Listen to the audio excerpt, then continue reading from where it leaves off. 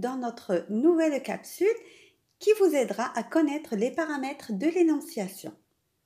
Et pour cela, nous allons lire cet extrait. Céline, je suppose que tu appartiens à cette famille, ta place est ici dans cette maison, franchement.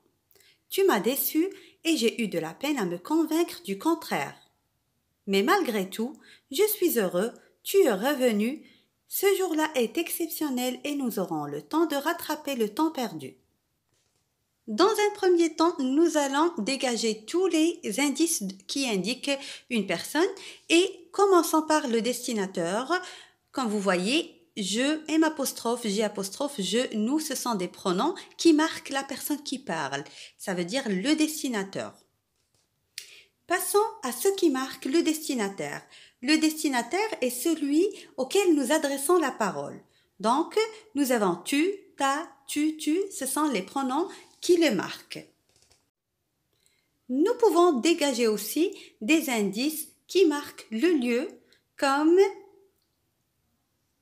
cette maison, et qui marquent le temps comme ce jour-là.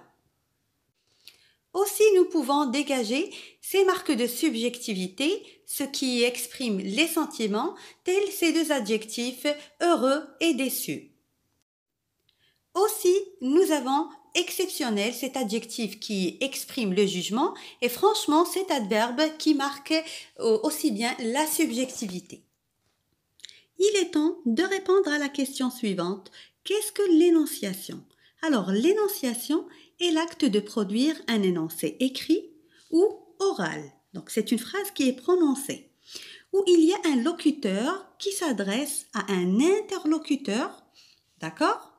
Celui qui écrit ou dit la phrase et où le temps et l'espace se rapportent à un destinateur. On nous donne aussi ces informations, d'accord?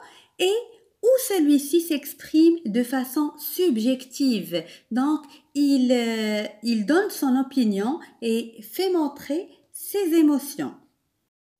En d'autres termes, l'énonciation est une situation de communication. Eh bien, comme vous voyez, c'est simple comme dire bonjour. L'énonciation, c'est l'acte de produire un énoncé tout simplement. Donc, il n'y a rien de complexe dans cette leçon. Nous allons passer à la double énonciation. C'est facile à comprendre, il faut juste faire attention. Donc, au théâtre, la parole d'un personnage dépend de deux énonciateurs. Alors, le personnage s'adresse à un autre personnage ou des fois à plusieurs autres personnages et dans le même temps, il s'adresse au public ou au lecteur. D'accord? Donc, la personne qui joue le rôle, elle parle avec une autre personne, mais à la fois, elle parle au public qui l'écoute. Maintenant, c'est à vous de jouer. Relevez les marques de l'énonciation et de la double énonciation. Donc, vous avez cet extrait-là.